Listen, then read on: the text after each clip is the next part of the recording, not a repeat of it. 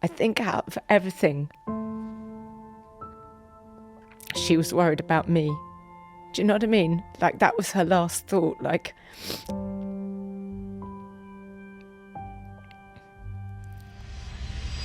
Davina McCall. She's a TV presenter, a fitness fanatic. Multiple-time best-selling author. Rarely off our televisions, and what you see is what you get. It's good to be back.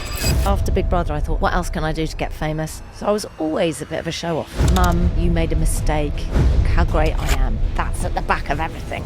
Why?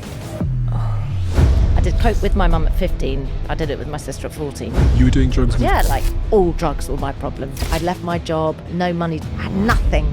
I will literally do anything to stop feeling like this. I'm going to phone someone for help. I'm fucked. 10 years ago, you lost Caroline, your half-sister. It was definitely the worst thing that ever happened to me. I was just trying to be really strong for her. And I kept saying to her, I'm going to be fine. She'd put a fence around her, and I thought, I'm fucking climbing over the fence and I'm going to get in. Don't wait for somebody to say that you've got 6 weeks to live. Because the best 7 weeks of my life with my sister were those last 7 weeks of hers.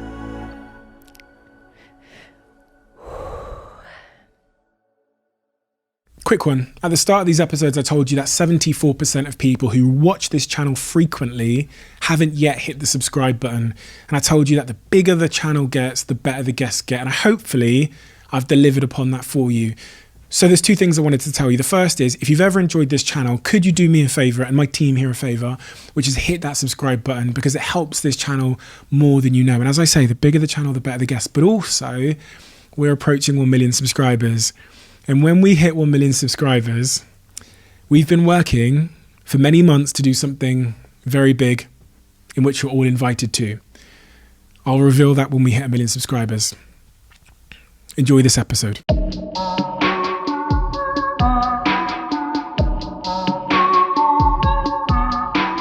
Davina, what was your first defining moment?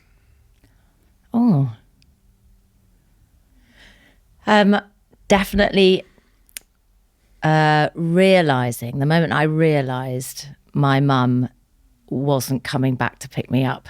So I got taken to my granny's, my paternal grandmother, most amazing woman called Pippi.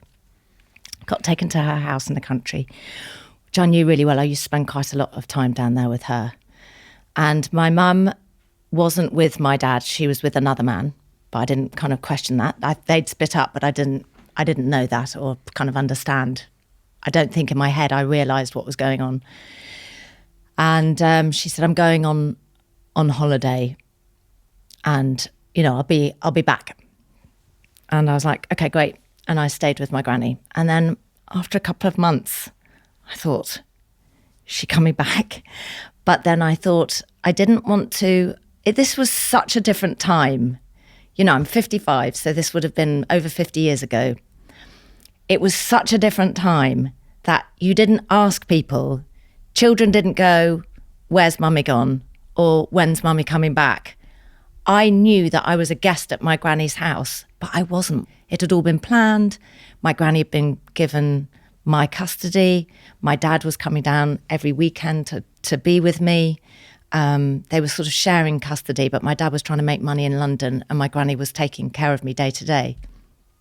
And it had all been sorted. But I didn't know that because they just thought, well, she's young. She won't really remember or realise. Let's all just brush it under the carpet. And it's so interesting because nowadays with my children, everything that happens, we're like, how do you feel about that? Are you okay? Let's talk it through, blah, blah, blah. Just didn't happen back in those days. So I grew up thinking that my mum had left me and had never come back. So at about probably 4, maybe 6 months after she'd gone, I realised that I wasn't going to live with her again, but I was left feeling guilty because I felt like my granny was looking after me and she didn't want me in some way. Not that she didn't, she was so loving to me, but somehow I was overstaying my welcome. So I think that was a defining moment because it set up a chain of events, a fear of abandonment that kind of made me make some really stupid decisions all through my teenage years into my 20s. And something that I've worked diligently on since my early 20s to let go of. Why did your mother do that? Well, my mum grew up in France with two parents who were very loving but didn't know how to give her their time. So I think my mum needed time and contact, but they just gave her a lot of money. They were quite wealthy, and they just, at 18, they gave her a lump sum of money. She went and spent the whole lot on clothes and Yves Saint Laurent. She got a food disorder. She was very thin. It was the 60s. She was like a model. She had a Faye Dunaway nose job. She was incredible looking, lots of drugs, quite a lot of drink, like crazy fun lady. Met my dad. My dad was super hot, like young guy. They were an it couple. He was so in love with her. She was completely out of control, probably a sex addict when I look back at her life, and unashamedly so. The French are she's French. French are very different about sex. She was kind of, she was, it's only bodies. That was her catchphrase. Like, oh, it's only bodies. And you'd think, no, that's someone's husband. Like, that is, you know what I mean? So looking back, she wasn't well herself, but she was so young. Like we're talking 22, 23 when she met my dad. She'd already had a child at 16, been forced to marry the father of that child. They'd got divorced. Then she met my dad. So she was troubled herself, right? And my dad tried to help fix her, but it just wasn't going to work. And she ran off with someone else. Having had several affairs and everything. And my dad was brokenhearted, absolutely brokenhearted. And the courts in the UK, because I was born in the UK and had been brought up here, gave my granny and my dad custody, which was so rare. So I'm not sure how hard she fought. I'm not sure that she did, but that was what happened. But I did go and see her in the holidays, but that was... What do you mean? Well, quite crazy. Like, what did you see? Oh my God, like, what didn't I see? I mean, my mum she would wear, this was quite a funny story. I mean, and some of it makes me laugh now, but she'd go out with me, like in a floor-length electric blue coat, and we'd get out, and then she'd go like that to someone, and I'd think... She'd flash them. Oh my God, she's naked. Yes. Like, she'd be naked underneath her coat, and she'd flash someone, she'd think it was hilarious. And I'd just be like, oh God, somebody please, like, make the world disappear. But at times, it's really hard to explain, but I loved my mother. Like, I really wanted her to pull some mummy business out the bag. Like, I was like, come on, you can do this. And sometimes she'd give me a hug and I'd think, oh my God, this is it. Like, this is what it feels like to be hugged by mother. But then at other times, you'd be reading her, right? It'd be like, well, I've got to be a sweet little girl. Oh no, I'm going to have to take care of you. Or like, now I have to be really good fun. I need to entertain you. It was always wearing 1,000 different hats to see how she was going. And my granny used to say to me, when we did start talking about it when I was older, she said we'd have to, like, kind of, it would be funny for a month when you came back from France. You'd be a little bit on edge and we'd have to just really get you back into your favourite foods, a routine at bedtime, safety, reground me. So when I say I'm half nun, half wild child, it's because of that life that I've had, like drugs at 12 with my mum. Like, you were doing drugs with your mum? Like smoking weed at 12, coke at 15, 14 with even. Your mum? I did coke with my mum at 15. I did it with my sister at 14. You know, it was like, there was no, and then I'd get back to the UK and it would be back into your secondhand clothes and sort of safe, small life, like simple. My life was very simple. I mean, I say secondhand clothes just to give you an idea. I was in my granddad's jumper and an old pair of jeans and I get to Paris and they go, what are you wearing? Here's loads of money. Go and buy some posh loafers and get your hair done. And I'm 12, like I look like a proper Lolita. But I'd quickly realised that my life in Paris and my life in the UK, they must never know about each other. Because if they knew in the UK about my life in Paris, they wouldn't let me see my mum. And I didn't care how mad she was. I still wanted to see her. Does that make sense? Yeah. So my sister also was my lifeline in Paris. So my sister, who was 6 years older than me, even though we did do drugs together, and I know that sounds bad, but she was my rock. Like she grounded me when I was in Paris. So we stuck together. We understood what mum was like. We worked her together. Caroline. Yeah, Caroline, yeah. And then my mum, but I did like going to Paris, and also because I was young and they didn't stop me from doing anything. It was crazy. Having sat here with stand-up comedians, I remember Jimmy Carr said to me, he said, often it's assumed that comedians themselves are depressed and that they're cracking jokes to kind of cheer other people up in an attempt to cheer themselves up. But he said to me, you should actually ask them which one of their parents is depressed. Which one of their parents were they trying to please and entertain? You said earlier, did I have to be this one day? Or did I have to be a joker? Did I have to take care of her? Was your personality shaped by that desire to sort of keep her in good spirits or win over her affection? I think it taught me some amazing skills in reading people. So also my granny was unbelievably good at this as well. So people used to think my granny was psychic because somebody would walk in the room and she'd go, "Are you okay?" And they'd walk in smiling, but there would be an eyebrow raise or a flicker of an eye or something, and she'd go, "You all right?" And they go, "Oh God, your granny's psychic." Then, like, she can read me, she can see straight through me. I feel like being with my mother, she could walk. I could hear by the way she walked what person she was going to be when she walked through the door. I could hear the steps coming, and I'd think, I know how to behave the minute she walks through that door. So that's an amazing gift. And that's how I choose to see everything that's happened to me. I am absolutely not a victim. Sure, some of it's been hard. And it's like you said, I'm happy. We were talking just before we started. I'm happy. And yes, life throws me curveballs, but I choose to learn from those and still be happy rather than cling on to the curveball and let it pull me down. But I often wonder whether it was the hardship that made me, when, small wins or little wins in my life were massive. Oh, yeah. A hug from my mum that felt a little bit like a parental hug rather than a needy or an angry or... that would be a huge, I'd dine out on that for a month. I'd be like, but I got a hug 2 weeks ago that was epic. So I think you hold on to these little things, but I don't know, some kids might not see or feel that thing because they don't have that in them. I wonder whether we are born with it. It's such an interesting concept, positivity. Can you make yourself positive if you aren't? Have you ever spoken to the Speakmans? I remember going on This Morning. The Speakmans are a couple, Nick and Eva.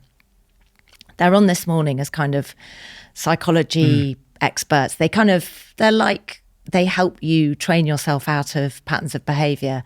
Those guys said something that if you are a negative person at the end of, it's raining and it's rained for the third day in a row, you finish your negative sentence with, "But luckily." And you have to say, "But luckily," and then think of something, "But luckily." But luckily, it was so dry in the summer, it does mean that the reservoirs will be full. And you finish every negative thought with a positive. And they said it takes about 2 to 3 weeks to naturally start thinking, but that's probably not a bad thing. But it's just remembering to do that is so hard. When you were like 16, 17, you said you'd started doing drugs with your mother in France. But what did you want to be when you were older? If I'd asked you at 16. I probably need to clarify, actually, that me and my mum only did drugs twice. Okay. I mean, I know that's times too many in my book, but I don't want to give this impression that she and I were taking tons of drugs together, because that would be a false impression. Okay. I just needed to put that there, yeah. But what did I want to be when I was 16? Yeah, I was quite nihilistic, I think, in a way. I wasn't thinking about anything except for the weekend. And where was I going to go and what club could I go to and how could I go out and how could I party? And that was beginning. I moved to London when I was nearly 14. And when I moved to London, suddenly the safety of the country had disappeared, and I started finding ways to go out and take drugs and find people that took drugs in London. I was living with my dad and my stepmom, and they were very kind of solid, straight people, but my life did slightly change then. So I wasn't really thinking about anything at that point. Really, the time when I started forming an idea, and I was basically just a show off, would have been 18. I was basically just a show off. Yeah. Because I think because I had this fear of abandonment, if I did look at me, enough. Look at me, I'm here, everybody, don't leave me, needy, people pleaser, everybody like me, like that. That's who I was. And actually what drugs did for me at that time was they made me feel safe. They made me feel like I was being hugged in that maternal way, that they filled this hole that I had here. And then as soon as the drugs started running out, the hole would fill up, the hole would be there again. And I'd think, oh my God, where's the nearest thing I can get? Man, laughter, attention, drug, like help fill the hole. So I was always a bit of a kind of, bit of a show off. And at 18, you drop out of university? Nearly Okay. went to university. Didn't go to university. And this is always something that I want to say to kids. I didn't really know what I was doing. I was an absolute car crash, I would say, until I was 23, 24. So when I was 19, I'd left school. I went to Australia for a few months. I came back and I thought, I'm going to save up money. I'm going to get, go working. I'm going to save up some money. I'm going to try and get enough money to go back to Australia and live there. I loved it out there. I was clean. I wasn't taking any drugs. I was just driving to the beach. I mean, it was such a different me. And I liked that me. That was the nun. Like, my nun was freed in Australia. And I thought, I quite like this person. I like who I am. And then a girlfriend of mine said, I'm going to Saint-Tropez for 2 weeks. Do you want to come? And I was like, yeah, but I haven't got much money because I had all my savings and stuff. And I didn't want to delve into that. She had quite a lot of money. And bless her, she came on the coach with me from Victoria down to Saint-Tropez. And her parents had a house there. And then I started dipping into the savings. And then in 2 weeks, I'd spunked £800 that I'd saved up for my flight to go back to Australia. And I never went back. And that was a kind of, that was the wild child me, dancing on tables in Le Cave du Roi in Saint-Tropez till God knows what time in the morning, hitching a lift off people in Ferraris, trying to get back to, awful, danger, danger, danger everywhere. How I'm still alive, I've got no idea. But hilarious, it was just part of my path. But that meant that I never went back to Australia. And I got a job as a waitress. I was a really, really good waitress. I loved waitressing. Did you ever do that? Well, my mum had a restaurant when I was super young, so I did it a little bit, but I was so young that I was more just of a gimmick. He'll get loads of tips because he's 11. Yeah. But not properly, no. I learnt a lot. I bet you did. I learned a ton from working in that restaurant, about people and customer service and stuff. And then I worked in there was a shop called Republic, retail a lot. I worked a lot on... I did that as well. What did you learn? Well, just people. Skills, people skills and what people want, and that the customer is the most important person. You said people pleaser. Yeah, that was my natural habitat. So I'd go and I'd make people feel amazing while they're having their meal and make sure that they had the best service ever. And it felt like a win to me. At the end of the night, I thought, I've done a really good job. I've made loads of people really happy. And that made me feel good about myself. So it was a great job for me. When did you first realise that you wanted to do something in media, TV? Or was it more chance? Yeah, no, so that's quite a good story. So I was working, I got a job at Models One after the, and it was by chance, it was complete fluke. I got a job at Models One working on Stephen, the male models section at Models One. I was a booker for the male models. I'm telling you, 19 or 20-year-old me walking in there, I was like, this is the best job ever. All these gorgeous men walking out, fell in love every 30 seconds for the first week. And then what was interesting, they just became normal. I was like, oh, there's another good looking guy, whatever. Desensitized. Yeah, it's fun. It's so funny though how quickly that happens. But I'm still friends with loads of them now. Again, it was a great time in my life. Slightly car crash, lots of drugs, lots of kind of madness, but also a very kind of good time in terms of work and having fun. So I was at this agency, loads of beautiful models everywhere. I get approached by this guy who knows I love music. And he said, do you want to run a club with me at Subterranea? And I said, yeah, great. And he said, bring all the beautiful people. So these club nights caught the attention of somebody at MTV who was going to launch MTV Europe. And they needed to, for the launch of MTV Europe in Amsterdam, get loads of celebrities from the UK to Amsterdam, but do it in a really cool MTV way. Mm-hmm. So me and this girl called Sarah Blonstein and a guy called Graham, we were in charge of entertaining the celebrities from Victoria train station to Amsterdam and back. And it was like Duran Duran, Zodiac Mind Warp. I mean, it was really, really fun. And I dressed up as a cleaning lady, lipstick on my teeth, curlers in my hair, a tea urn full of champagne, and it was riotous.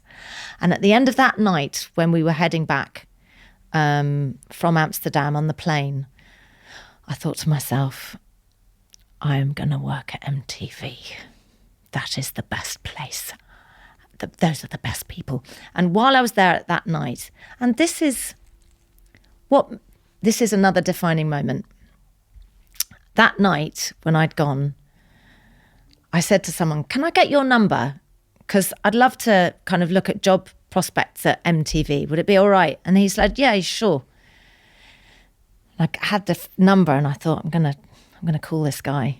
And then I called him and I said, would it be all right? Can I to sort of send you a show reel if I did a show reel? Because I'd like to be a presenter on, I didn't even know the word VJ then, on MTV. And he was like, yeah, sure. And I started making show reels and I must have sent him like 3 a year and relentlessly called him until he said, please stop calling me after a couple of years. He said, could you just, I can't give you a job at the moment. We only want European presenters. And I said, can you give me someone else's number? And I'll call them instead. And he went, yeah, you can take Mike Kaufman's number. So I took Mike Kaufman's number. And eventually, a year later, Mike Kaufman said, there's a vacancy. So I'm 24. I've just got clean. I'm 6 months clean and sober. I'm absolutely radioactive. I can't believe I'm sober. I still can't believe I'm waking up with dry sheets. That my pillow, we're talking about small wins. My sheets were dry in the morning and I'd know when I woke up and I saw daylight and I think, I know this is morning. This is amazing. That's such a win. Sheets are dry? Yeah, sweating. I used to sweat in bed withdrawing at night and my sheets were dry. What drug causes that? So heroin. So I was in the end addicted to heroin for maybe the last 3 months of my using. But the nun took over, I think, at that point and was like, you are addicted, now you have to stop. What was that moment can you really zoom in on that moment of you reach a point and you go, this has to change? So my best friend had said she was going to take me to Santana. She didn't use or drink really. She'd had a brain injury when she was younger and she couldn't for 10 years, so she didn't. And she got me into her car and I was like, I'm so excited about going to see Santana. I was probably... What's Santana? It's a band. Ah.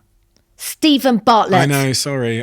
Go and do some revision. Okay. I'm so Santana. Can I just say something? You're going to really like them. Santana, I'm going to like them. Really? Okay. So good. And I got in the car and she shut the doors and she said, I'm actually not going to take you to Santana. I need to tell you some things. I was like, yeah. And she said, I know that you've been lying to me. Weirdly, I'd been off heroin for a month at that point because I'd been away. I'd done a geographical. I'd gone away looking after someone's, nannying for someone for 2 weeks and got clean. And then I'd also been with my mum in Morocco. So I'd had no heroin for a month. But I had just come off the back of a 24-hour cocaine bender, which had made me realise that heroin wasn't my problem. All drugs were my problem. If I wasn't taking heroin, I couldn't take cocaine normally either. I couldn't just take it for 4 hours and then go to bed. I had to take it for 24 hours. I was an animal. I thought, oh my God, I'm not just addicted to heroin. Heroin's not a problem. It's all drugs. I've got to stop. She gets me in the car and she goes, I know you've been lying to me. We all know you've been lying to us, all your friends. And you are the topic of conversation at every dinner party I go to. And this shame starts piling on. And I started feeling a bit, well, fuck you to her. And this is virtually my only friend I've got left.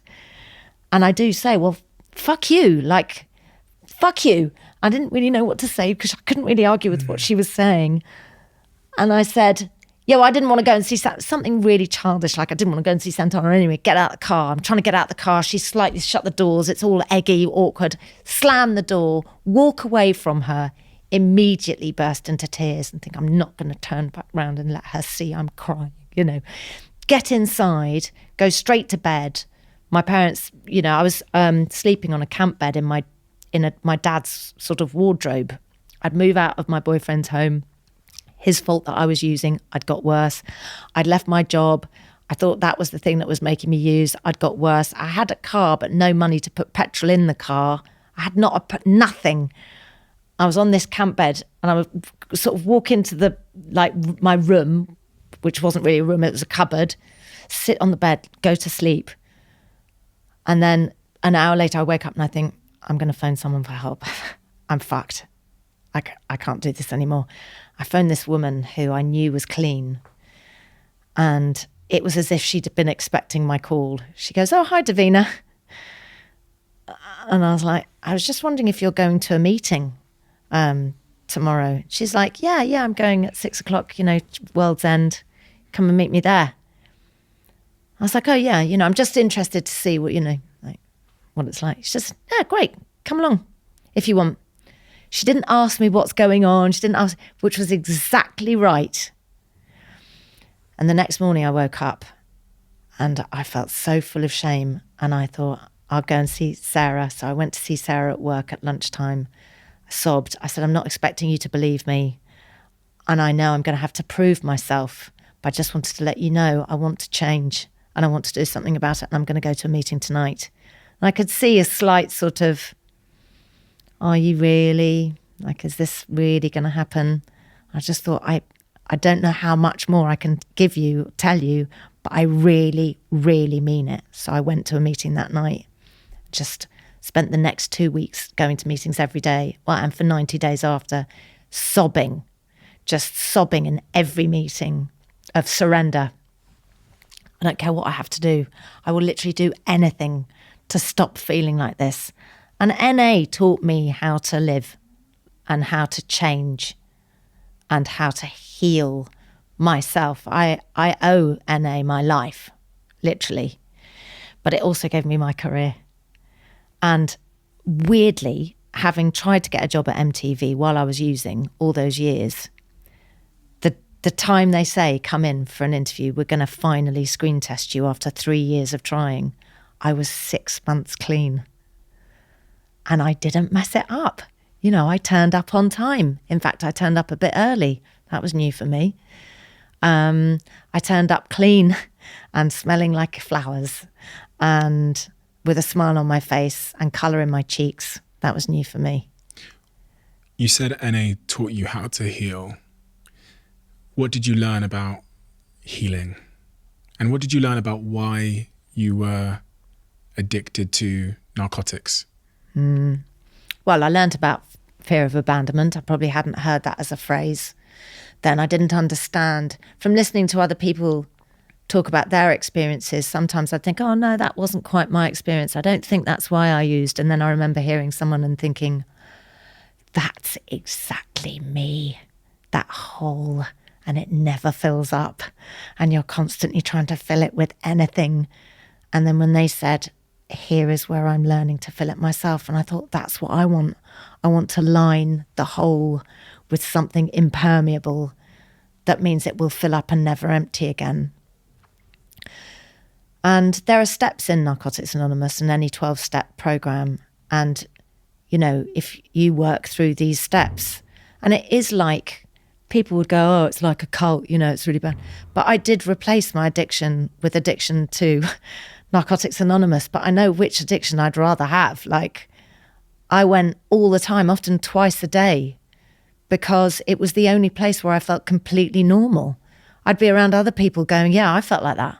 Oh, yeah, I did that. Oh, God, I messed up this. Or, oh, yeah, I had, you know, liaisons with people that I didn't care about, I didn't know, but I thought it would fix me. You'd think, God, these people are so honest. I realised the power in honesty. I mean, that's your thing, right? Speak your truth. Yeah. It's powerful. Yeah. Freeing oneself, isn't it? So I learned everything to help me. I did have like another transformational moment when I got hypnotized for a job that I was doing about 8 years ago.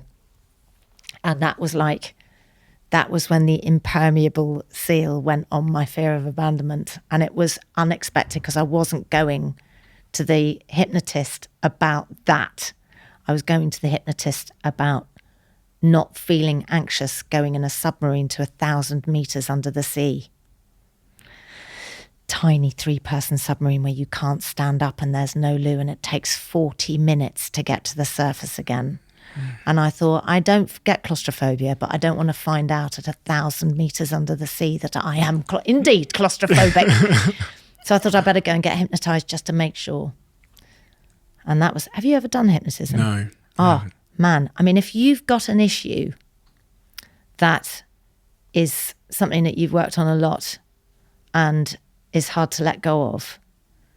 I mean, I didn't even think really that my fear of abandonment issue was still there, but I do think it was. And we did some regression work where I went back to me in the kitchen looking at my granny thinking, my mum's not going to come back and I don't know what to do and I feel a bit guilty. I think I've overstayed my welcome. And the hypnotist said, go get that Davina. Take her by the hand. He said, where's your favourite place in the garden? I said, the oak tree.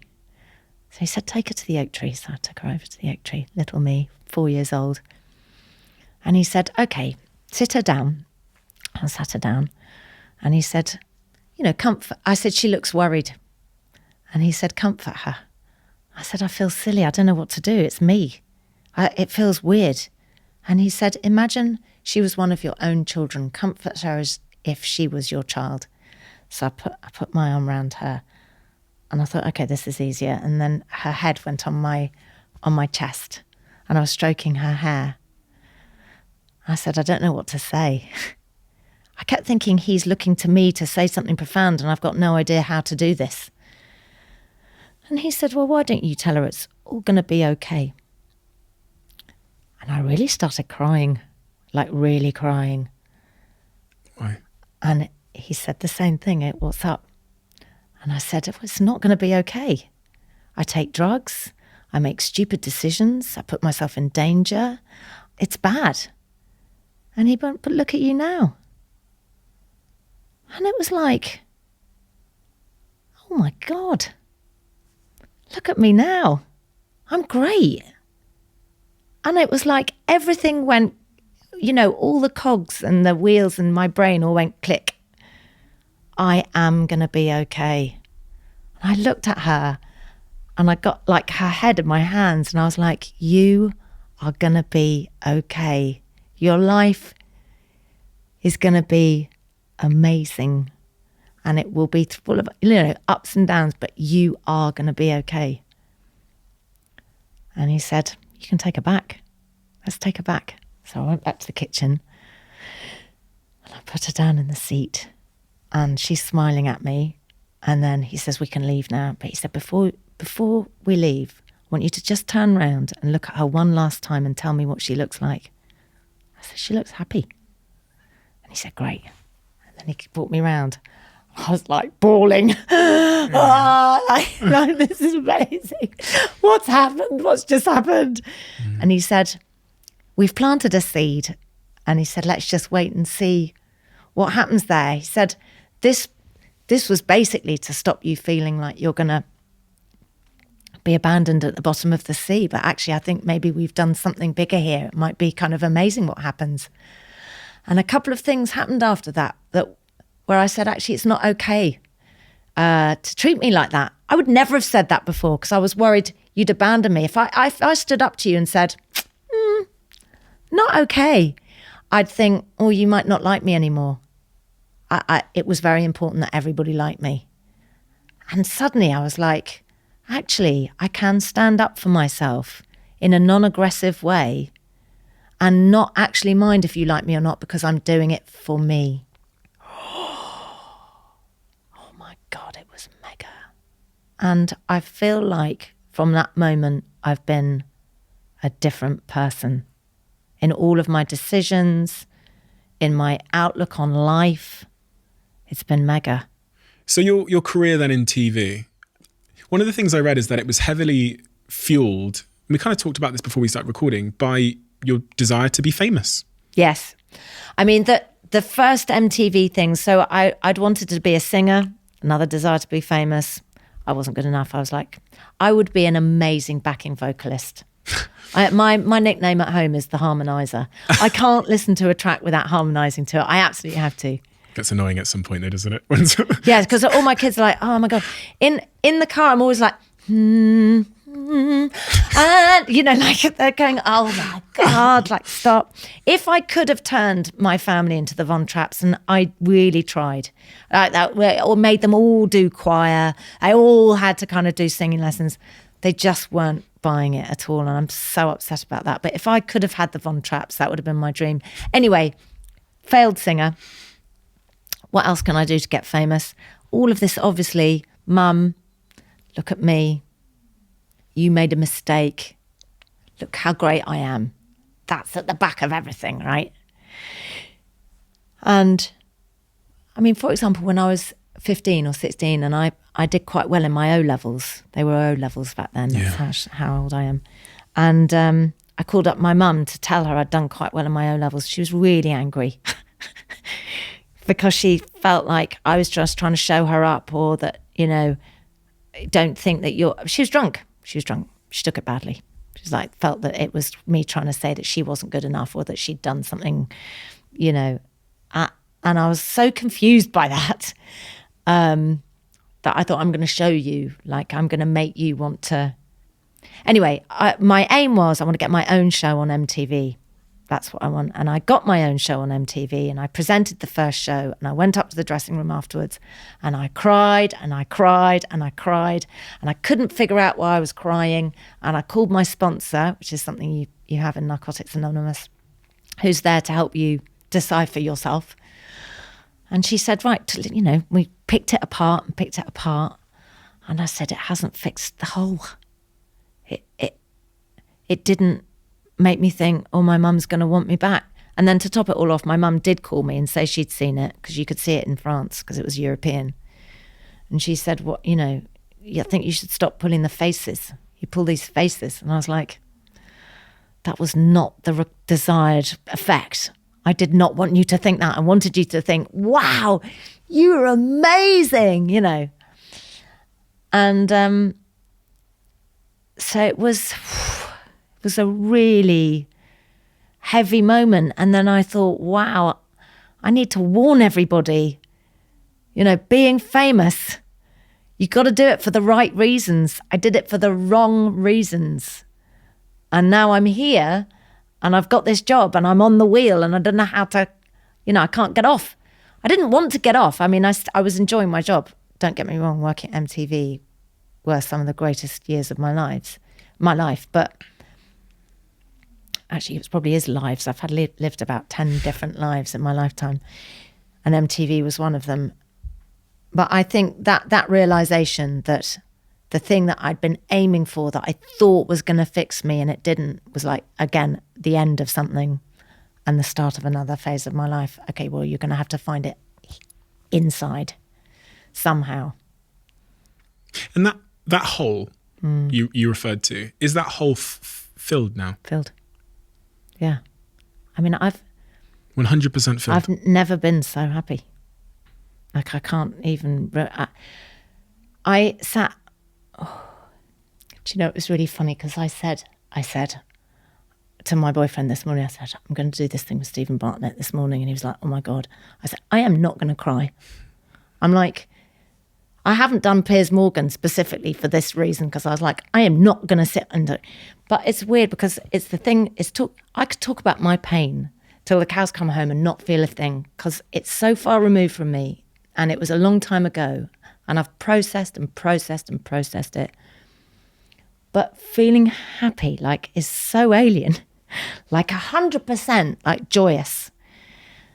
Sitting on the train and just feeling so good this morning. And it's not like euphoria or a druggy happy or a fake high. It's content.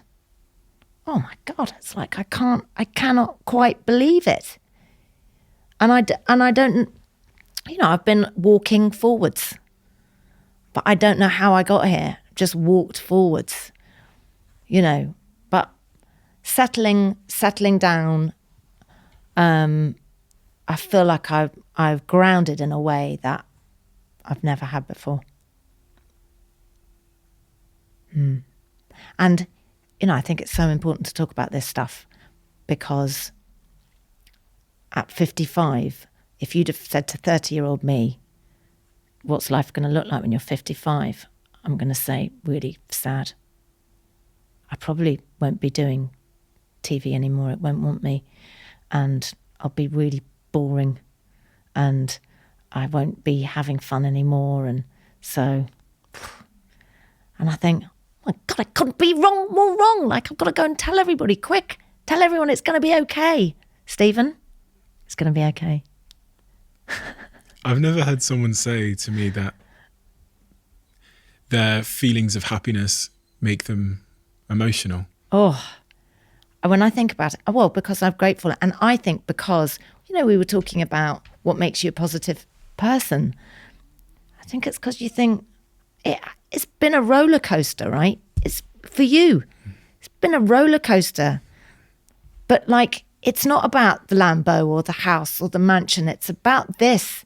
And your roller coaster and your journey to money and making it, and then realizing it doesn't fix you, and then you fixing yourself by being on a journey of self-discovery, which you massively are by talking to all these different people. You're like taking little bits from everything that somebody says to you and thinking, I'm going to use this for me. That was a great tool. Thank you very much. I'm going to have that.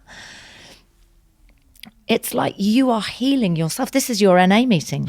This is your recovery. I feel like you just blown my cover. Yeah, this is your recovery. And how amazing is that? It's great. It's crazy privilege to. Yeah. But and it's just these are all seeds that are planted in you that just continue to grow. So life gets better. You know, Mother Nature throws you crepey knees and crepey elbows and crow's feet. But it also throws you a full heart and a peaceful mind. Your career, your career in TV, that whole journey, it's been one of the most incredible careers that I think most people could ever hope for in any industry ever. You know, the top of your game. I first came to learn about you because of Big Brother, but there's a career before that, and there's a long career after that. When you reflect on what advice you would have given yourself, or like why you made it to the very top of that pyramid, what is the answer, Davina?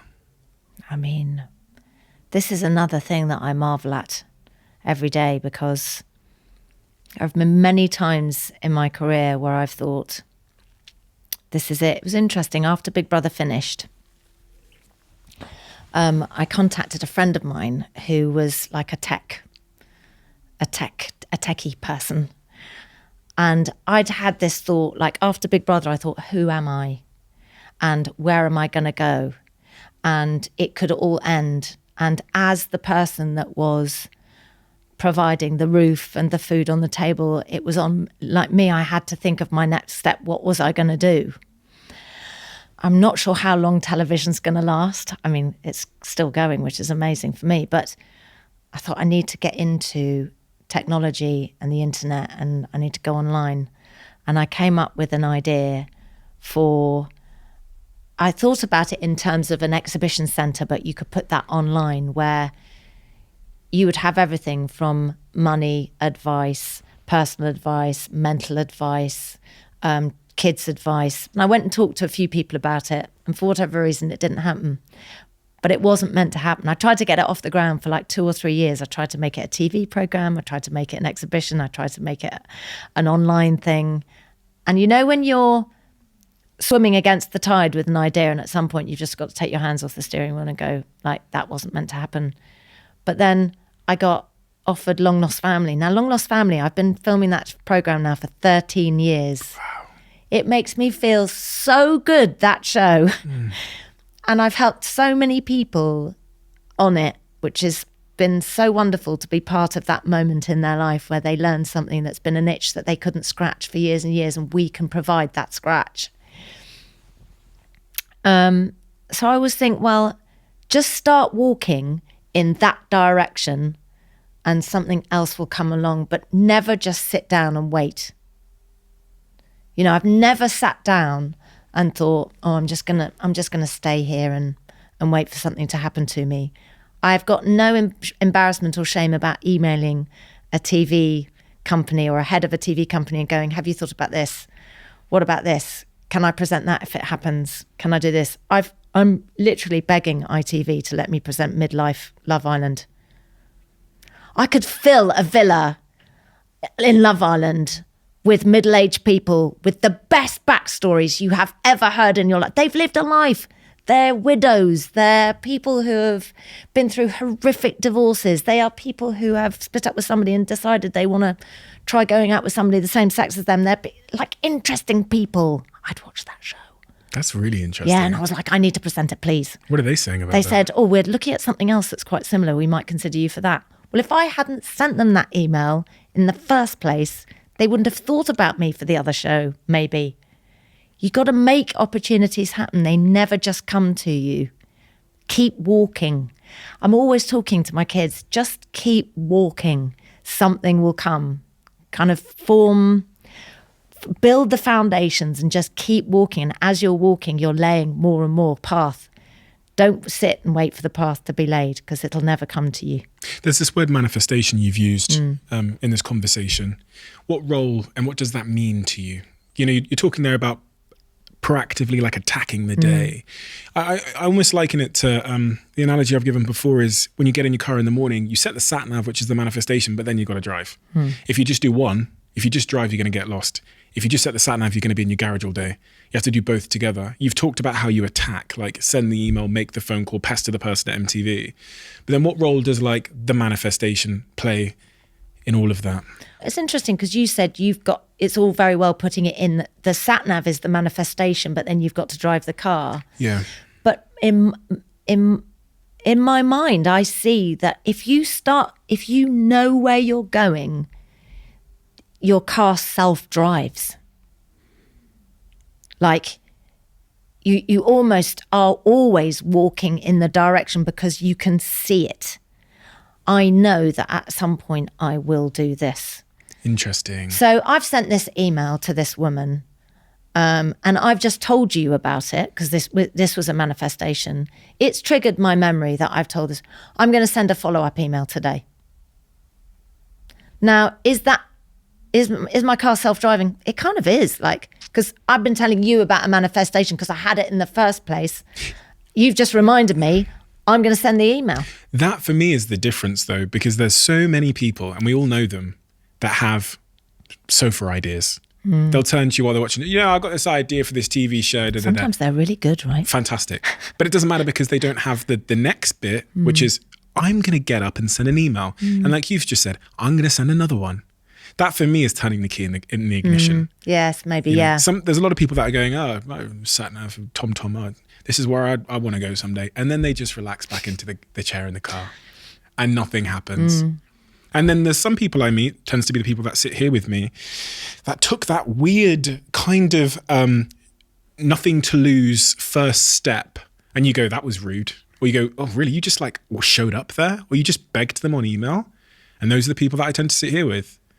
So Anita Roddick started the Body Shop, and she lit kind of my, lit the wick of kind of lit the fuse, of my interest in activism. And she was saying, if you don't think that you have the power as one person, then you've never been to bed with a mosquito. She said, be as annoying as a mosquito. And I was like, I think that's me. I am as annoying as a mosquito. And that when I meet somebody, and I bet you're the same, Stephen, when you see a kid and a kid comes up to you and goes, Stephen, can I have your number? Because I've got an idea and I want to come and pitch it to you. You would go, yes, absolutely. Whereas other people might think, oh, I can't do that because he's Stephen Bartlett, or I'll have to email him, or, oh no, I've seen him on the telly, I can't approach him. But when you meet a ballsy kid they go, can I come and shadow you for a day? Or give me your number, you think, yeah, sure. Because I always respect the tenacity and the asking. I see myself in it a little bit. Exactly. Yeah, I remember I was doing this podcast one day, and I was recording with a guest, and then I got up to walk out, and the person they brought with them in their entourage was their niece, and she goes to me, "Hi, Stephen. I know you're leaving, and I know you've just interviewed my auntie, but I have a podcast I've just started, and I would like you to be on it. So can we record it now?" Did you say yes? I was like, of course. I was like, let's sit down. And we sat down and recorded for like 45 minutes for her podcast. Stop it. Her podcast is killing it. Shivani, isn't it? She's killing it now. Like, when I say killing it, she's actually killing it. She's like killing it now. But I remember doing a post on LinkedIn about that moment, tagged her in it and said, I just respect the ask, because my life has been riddled with moments, as I saw in yours, where I just sent the email. I had nothing to lose. Well, I was fucking stealing pizzas on my own in Manchester. What did I have to lose at that point by just sending loads of emails? I remember I think it was Panasonic or Samsung, gave me free cameras. I sent an email. They were like, here's all the free cameras to start your business. When I was 14, I sent these emails to this vending machine company. They fit our secondary school with free vending machines that we made profit from. So I'd learned the power of just like asking. Nothing to lose. Maybe my ego might take an L, but who gives a fuck? I've got nothing to lose. And what's the worst that could happen? But I think also when the worst has happened. Yeah, you're not scared of it. It's happened. Yeah. Getting a no to me is just a yes that hasn't happened yet. I'm always like, oh, you're saying no, but... You mean maybe. You mean maybe, right? You mean ask again. Quick one, as some of you know, Intel are sponsoring this podcast, and for me, Intel has made the search for a premium laptop so much easier by creating the Intel Evo platform, which is signified by this sticker here in the corner. Laptop designs only receive the Intel Evo badge when they have been tested to pass Intel's own very strict requirements so that they can actually perform as you need them to out in the real world. And the result for me is a premium laptop that can perform everywhere, even with my crazy schedule in mind. And most importantly, it can handle multiple tabs open and a battery that really lasts throughout the entirety of my meetings. Whatever you need your laptop for, Intel Evo have you covered. It's a game changer. To find out more and to get your hands on an Intel Evo laptop, go to intel.co.uk/Evo and let me know how you get on. Quick one. For many years, people have been asking for a coffee flavoured Huel, and quite recently Huel released the iced coffee caramel flavour of their ready-to-drink Huels, and I've just become hooked on it over the last couple of weeks. I've been on a really interesting journey with Huel, which I've described and talked about a little bit on this podcast. I started with the berry ready-to-drinks, then I moved over to the protein salted caramel because it's 100 calories and it gives you all of your essential vitamins and minerals, but also gives you the 20 odd grams of protein you need. And now I'm balanced between them both. I drink mostly the banana flavour ready-to-drink. I've got really into the iced coffee caramel flavour of Huel's ready-to-drink, and now I'm drinking that as well as the protein. Make sure you try the new ready-to-drink flavours. The caramel flavour is amazing, the new banana flavour as well is amazing, and obviously, as I said, the iced coffee caramel flavour has been a real smash hit. So check it out. Let me know what you think on social media. I see all of your tags and Instagram posts and tweets about Huel. Back to the podcast. I sat here with Professor Scott Galloway, and he told me about the arc of happiness, where he says, his idea was that our happiness kind of looks like a bit like a smile, where kind of start happy at the start of our life, it gets a little bit difficult in the middle, and then at the end, the kind of 50-ish age, when we go into that second spring, it's happy again. typically, again, this is not the same for everybody, it's kind of a generalization, but at the bottom of the arc of happiness, when things are most difficult, is when we start losing people in our lives that we love. And I know 10 years ago you lost Caroline, your half-sister. Talk to me about that experience, and also generally the process of how you've dealt with that grief. It was definitely the worst thing that ever happened to me. Still to this day, like the worst. So I told you a little bit about Caroline with my mum, and that she was 6 years older than me. And she lived in Paris. She was the result of my mum's pregnancy when she was 16.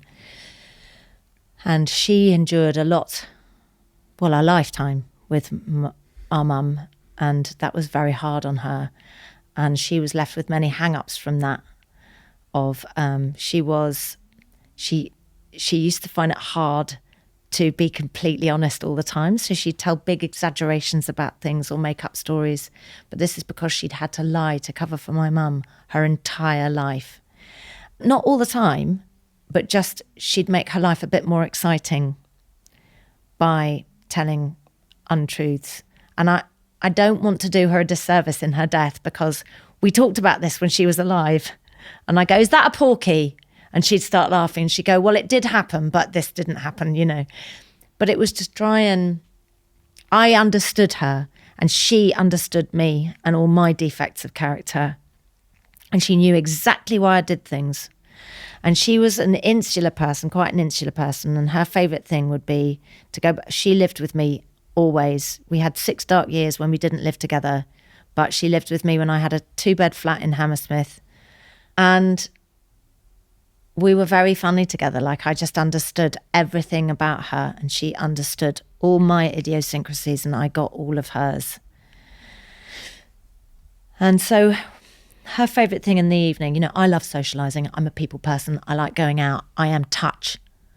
She would be TV dinner, food on lap, foie gras, a ton of butter, French bread, glass of red wine, spliff.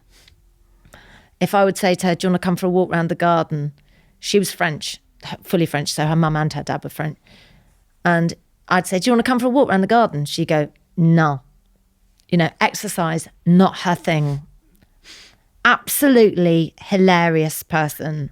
So funny. But very secretive. And I was bleh. I would tell her everything. She would tell me nothing. It was very annoying.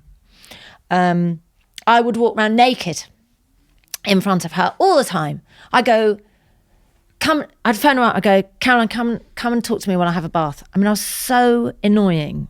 I was an annoying little sister right up until the very end.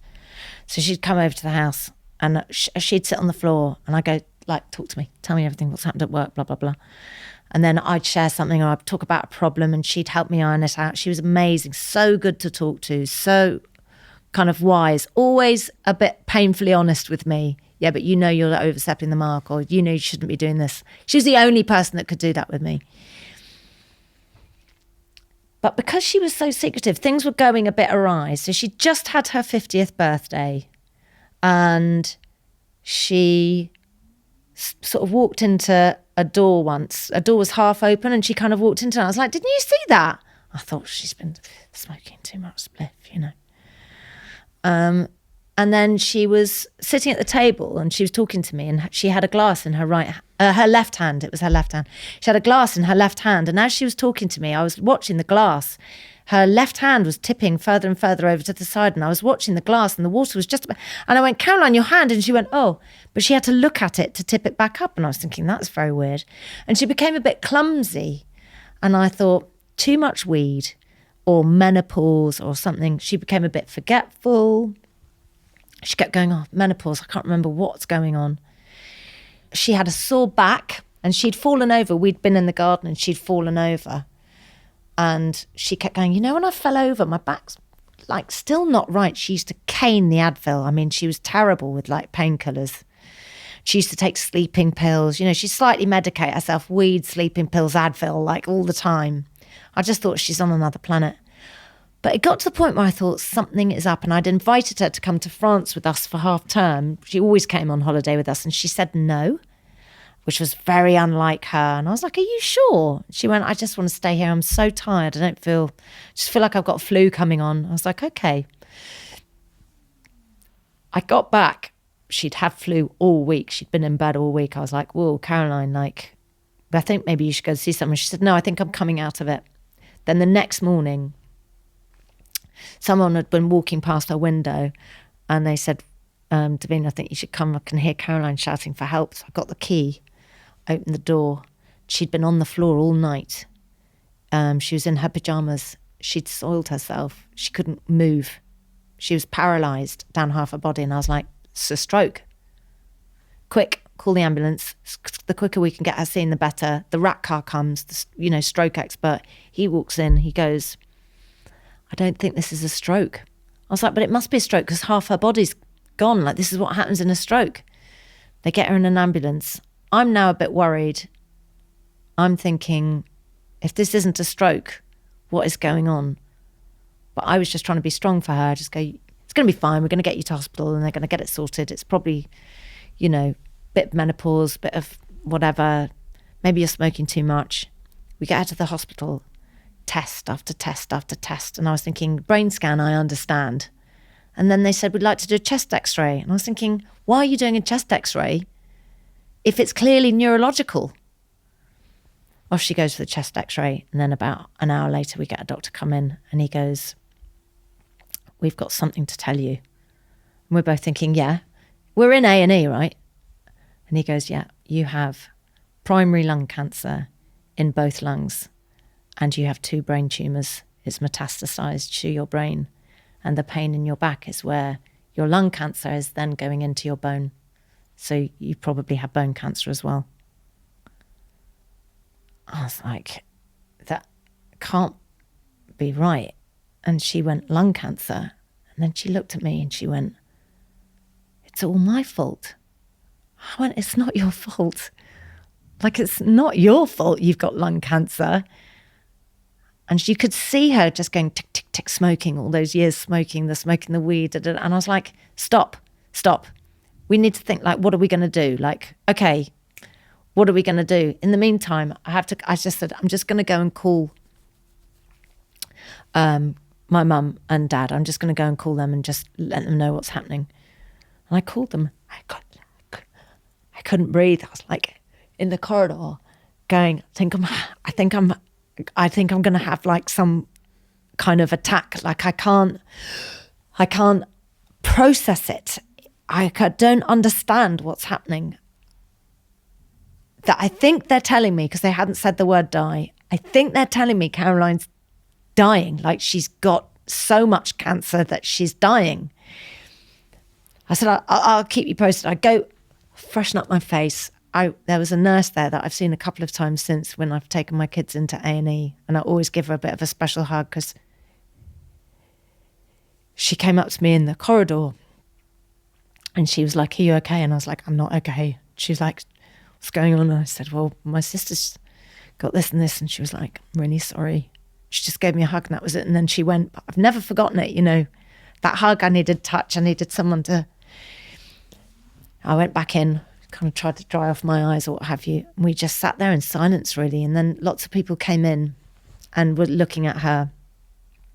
One of the saddest things was someone lifted up her back to put the stethoscope on her back and listened to her. And I saw, I know this is going to sound so weird, but I saw a blackhead on her back and it was massive. And it had grown into kind of a sore. It looked horrible. And I thought, no one sees you. No one sees you naked. You don't let anyone in. Like I am the closest, and even I am not in, because you are so protective of that painful child. She'd never done the work. She'd never got to NA or AA. She wasn't really an addict. I mean, she smoked a lot of weed, but I didn't see her as an addict. She wasn't an alcoholic. She wasn't. But she'd put a fence around her, and everybody was at the fence, and she had so many friends that loved her so much, but nobody got inside the fence. And it made me so sad, And I thought, I'm fucking climbing over the fence and I'm going to get in for however long you've got left, because you are not shutting me out. We had the best talks. She was in hospital for a month. We had the most amazing, brilliant talks. Like, I thought, God, why is it that when you're dying, we get to do this? Why did we not do this a year ago? Like, if anybody's listening and they feel like they've got a relative that they want to get into or do it now. Don't wait for someone to die. Because the best 7 weeks of my life with my sister were those last 7 weeks of hers. And so she had a month in the hospital, and then I said, I want to get her home to her cottage. I had to go around and find all her weed, and it was everywhere. I literally could have, started dealing. She had that much weed squirreled away. I think she'd forgotten half of the places that she'd had it squirreled away. I chucked it all away. I didn't find that hard at all. Like, I was never interested in weed, so it was easy for me. I set up her house, got the plumber in, put in things for her to hold. Occupational therapy came and told me all the places where I need to put stuff, harnesses, hospital beds, blah, blah, blah. Set up her whole cottage, got her back home, and just hung out with her. And we got a carer, and she had chemo booked in, but the first chemo was booked in for 2 days after she died. And we thought she had 6 months. We wrote a bucket list. And on the bucket list was just the sweetest stuff, like go to France one more time and see the kids. We tried to make as much of it happen, get loads of her friends down. A lot of the stuff we couldn't do. Again, like, why do people do bucket lists when they're dying? Like, do bucket lists when you're alive. And also, I would challenge anybody listening to this podcast, because this was a real thing for me. If somebody said to me, Davina, you have got 6 months to live. What's like the most important thing to you now? Like, what really matters? Don't wait for somebody to say that you've got 6 weeks to live. Say I love you to all of my friends, all of the people that I love, non-stop. Check in with people, call people, make sure they're okay, spend time with people, make the decisions where you think, if I was to die tomorrow, is this the decision that I'd be happy with? Equally, if you've got somebody very toxic in your life and they are really ruining your life, if you had 6 months to live, you would be, the first thing I'd do is let go of this toxic person. Do not wait. Do it now. And you deserve to be happy. You deserve to not have this toxic person in your life. And Caroline, again, I guess, I'm always looking for lessons. She taught me so much in her death. She was so brave. She never once complained. She never once got frightened. She never cried. And she tried to look after me. And one of my I'm sorry, Stephen, I know I'm talking a lot, but there was one moment I do want to tell you about. So obviously no one had ever seen her naked. And she had this amazing carer called Claire. Oh my God. She was the best ever. She was the most gentle. She understood respect and dignity. And she knew Caroline almost straight away. She knew what kind of person she was. And Caroline would not let me get her undressed or ready for bed. It was like, I don't want you to see me naked. And the night that she went to sleep for the final time, and then 3 days later she died, she was doing this kind of knitting thing with her hands. She was really uncomfortable. You could see there was something had changed a bit. And I was like, hey, you okay? And Claire didn't come until maybe 7 or 8 in the evening to put her to bed with the district nurse. And she said, I want to go to bed now. Oh no, Claire was there, but she needed somebody else to put her to bed because there was hoists and everything. And I said, well, look, Claire and I could do it, but it would mean that it would be me. And she went, okay, but laughing. And I was like, are you serious? And she went, yes. And I went, oh my God, Caroline, thank you. Thank you. But at the same time, I was like, well, I'm going to cry. Like, this is Mecca, I've arrived, you know. This is my pilgrimage to my sister. I crawled over the fence and I'm now at her body. And I said to her, would it be all right if I did the diprobase? Because I needed to diprobase her before she got into bed so she didn't get bed sores. And that's like moisturising every inch of her body. And she went, yes, but you're not going to do it again. Like, this is the only time. I'm going to let you do it once. And I said, oh, thank you so much.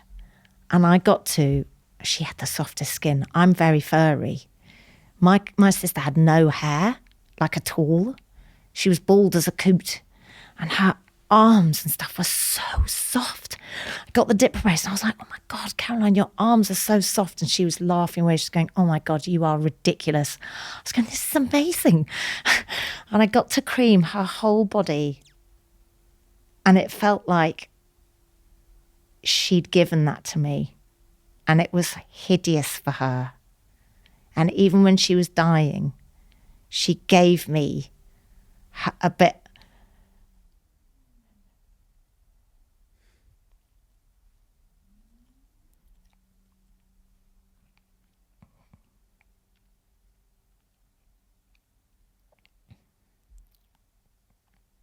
of herself that I had never had before.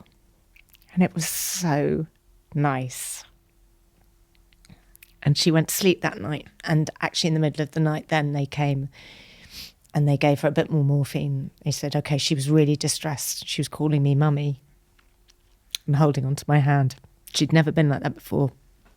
And they gave her some morphine and it calmed her down a bit. And then for 3 days she just slept basically. But I was with her when she went and it was really lovely.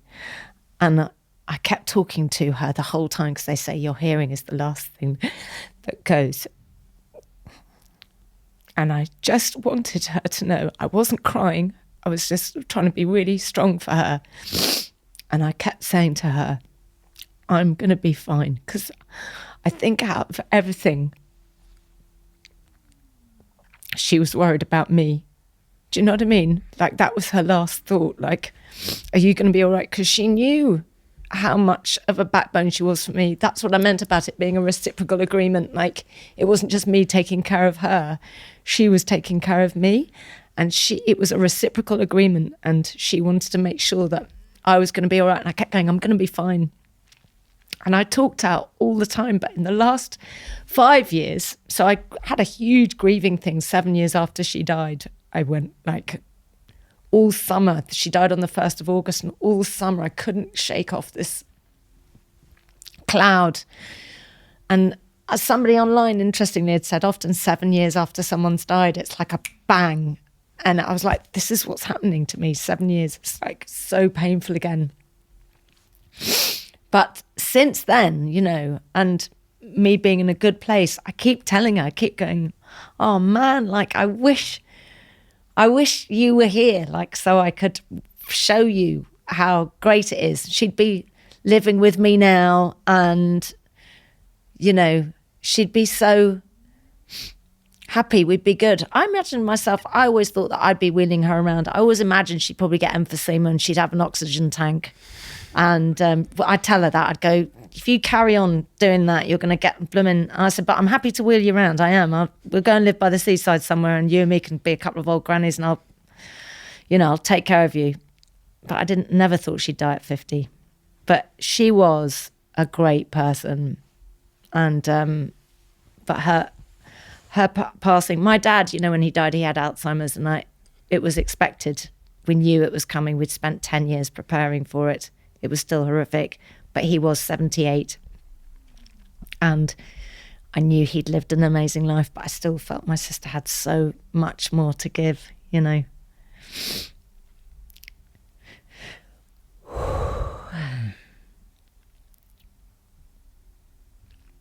What is that process of grief like? You know, I ask these questions because I've been fortunate enough to not go through that arc of grief yet. And I think about it. It's been like, I think it haunts me a little bit in my head sometimes. That process of grief, what you learned from it, what you might impart on me. Do you ever feel like an island in your life? Like that your family all around you, but you're not quite attached. Like Yeah, you are 100%. slightly on your own. 100%. I always felt like that too. So I'm sort of attached, but not quite attached. And other people are attached, but I've never. And it's not a bad thing. It's not because anybody's tried to detach me. I just feel like an island. Maybe you didn't. In my case, I feel like I didn't learn attachment. I didn't learn how to. I call my parents by their first names, and I. Do you? Yeah, I don't. I feel like we're in a family of islands. That's called an archipelago. Is that what it's called? Yeah, a group of islands all grouped together. Oh, really? Okay. It's an archipelago. You know too much. So I don't. So your partner, I know you don't talk about personal life, but is it like two islands have come together? So you've formed a little. It's interesting. Like I said to Michael, like Michael's Ibiza and I'm Formentera. Oh, you. I'm the really kind of gorgeous, like hot, beautiful, unspoiled island next, and he's quite a party island. And we've now formed Ibiza and Formentera, but we are two islands that have come together. But I feel like, as just to talk about the grief thing, my mum died, my dad's died, my sister's died. I have an amazing stepmum who I love very much. She's still with me. But I have a half sister out in Australia who I love very much, but I don't speak to as often because of the time differences and everything. And so now I feel like an island. I've got very close family and stuff. It's not that I'm not close to my family, but I do feel, but I've got all my kids are on my island. They're with me. They're in me. They're part of my DNA. But it's just an interesting concept, that feeling. But when you meet somebody and you really get on with them, you can form a little bond. But you're still two islands. But there's a bridge.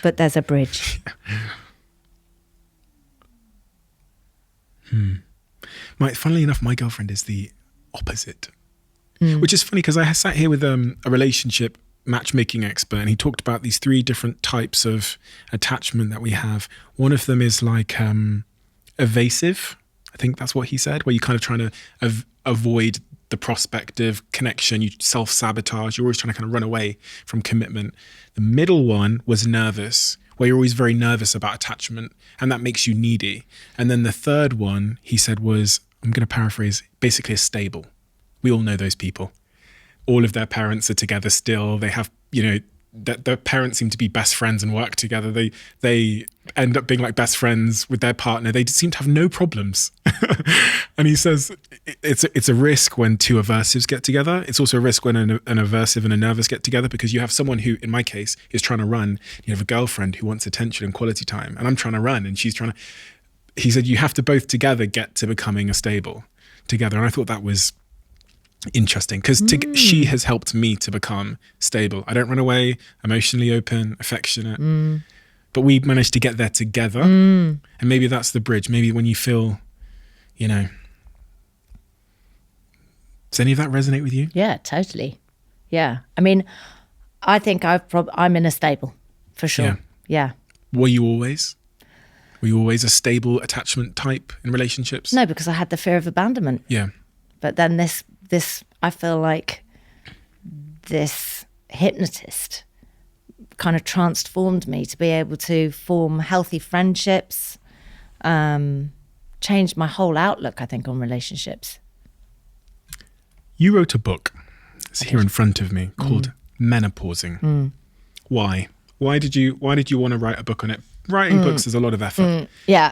So you have to really want it. And you're now in a very intentional phase of your life. So this must have really, from everything I've learned about you so far, must have really mattered. Totally. I mean, I think I did 2 documentaries which were eye-openers for me. The first one was a huge risk, and I thought, am I literally committing professional harikiri here?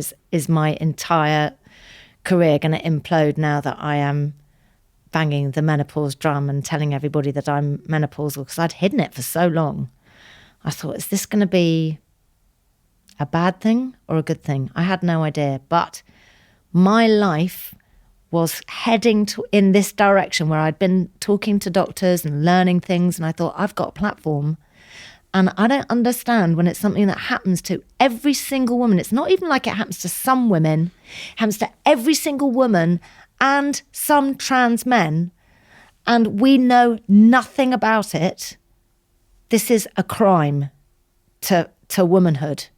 And it is also not good for society, because women are behaving in a bizarre and irrational and over-emotional way sometimes. 75% of women have symptoms, 25% of women don't. That those 75% are going to be behaving or going through things that either will affect their jobs, their work, certainly will affect their relationships, certainly will affect their children's lives if they've got kids. And yet we don't know anything about it. Neither did you or anybody else know anything about what was going on. And I thought, I have got a platform, and most of the people that follow me on this platform are women. I've got to do something about it. So I did this first documentary, and I kind of watched it at home like that, like, oh my God, oh my God. And then I went out for a dog walk the next day. It's always on the dog walk. Stopped 3 times. Really? Yeah, it's always on the dog walk. It always goes off when I walk the dog. It's like amazing. No, and I got stopped 3 times, and I was like, oh, hi, yeah, hi. And they went, oh my God, we watched it last night. I was like, oh, wow, did you? And then one person cried.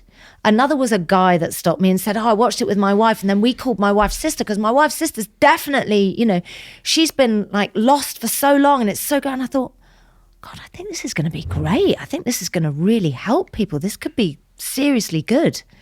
But like page 1 of menopause questions, I still get asked, can I take HRT while I've still got periods? Yes, that is exactly when it's the best time to take HRT. Oh, my GP's told me I'm too young. No, 45 is a completely normal time. You're thinking, wow, I'm not reaching as many people as I thought I was. I've made these 2 programs and I've talked about it, and I've shared about it, and I've shared about it online, and I've said you can watch it on all 4 and all of that. But I just thought there needs to be something where it can be on a table or in a loo or in a library or in an office space where people can go and reference and look something up and know that they are getting 100% correct facts. Because the doctor that I wrote this with is, unlike me, extremely fastidious about telling the truth and about getting correct, scientifically validated information out there. So me and her make quite a good team, because I'm all the kind of huge feelings and passion and anger and laughter and silliness, and she's the science. What are the symptoms? And what symptoms did you experience in your life? Because there'll be people listening to this now that are thinking, oh, they might have seen it in their parents. Or they might know someone, yeah. I thought about people that I know when I first started learning about menopause from actually Gabby Logan, who said you played a huge role in her journey and her sort of figuring all of that stuff out. But what are those symptoms to be looking for? And how much do they impact one's life and relationships? So the symptoms can be varied. You can just get 1 symptom and it can absolutely floor you, or you could get 5 symptoms and they don't massively bother you, or you might not get any symptoms at all. So 25% of women go through it with absolutely sail through, don't even know that it's happened until their periods have stopped. Then 50% of women struggle a bit. Like, I would put myself in that 50%. I struggled quite a bit. And then 25% of women, it will be so bad that they will think extremely dark thoughts, often suicide, will feel complete hopelessness, have to leave their jobs, have to leave relationships or get left. It has catastrophic effects on their life. So the symptoms, depletion in estrogen affects every organ in your body. So forgetfulness, brain fog, I mean, that is chronic. Yeah. Where the fuck are my keys? Where the fuck are my keys? Well done. Chapter in the book. Thank you. Love that, Stephen. Thank you. Chapter 1. The forgetfulness is epic and embarrassing. And also another thing that makes you feel old overnight. Your body starts changing. A bit of extra weight around the middle, because Professor Tim Spector now explained to me that women metabolize sugar differently in midlife, and estrogen and the way that affects your digestive system and your gut changes in menopause. That's fascinating. So many changes happen. And so I had night sweats, I had the mood things, I had, but all of the brain fog was the thing that was really affecting my work. And I just thought, I'm not even sure that I can continue working. But I did end up through a long process, and it's all explained in the book, but end up seeing a private doctor. And I'm sad that I had to go to a private doctor, but I seriously thought I was going mad. And somebody flagged up, maybe it is the perimenopause. But I said, I've been told by my GP I'm too young. They said, well, maybe go and, pay and go and see somebody. So I did. And they said immediately, you're perimenopausal. I've got hypothyroidism. I've had that since I was 28, where my thyroid is underactive, and apparently people who have hypothyroidism can start menopause early. I didn't know that. And they talked me through all the perceived risks and the benefits. I didn't know there were any benefits to taking HRT either. I thought it was only going to give me breast cancer. I thought it might take away my symptoms, which would be the only benefit, but actually there are health benefits to taking it. And I weighed it all up and I thought, I'm definitely going to go on HRT. You can take it for the rest of your life. We get asked that a lot. You get asked, like, does it postpone your menopause? It doesn't postpone your menopause. But if you stop taking it, you wean yourself off, you can occasionally get an odd flush even after your periods have stopped. It's just the estrogen depletion in your body. If you keep taking the estrogen, you probably won't have the hot flushes. But some women have to stop because they do get breast cancer that's estrogen receptive, and then they are required. But I met somebody the other day who'd had breast cancer, and she'd gone on HRT because she felt the quality of her life was so bad that she had sat down and weighed up, look, if it comes back, how are we going to deal with it? What would I do? How many times do I get checked a year? And she weighed that up herself. But it's a very personal decision. Someone would be like, I don't want to take that risk. I don't want to take the risk of getting cancer just to make myself feel better. But for her, she felt so bad that it was worth the risk. So it's a very personal journey for so many women, but it is a journey that when you know about it and you know what's happening to you, is an easier journey to take. What about men?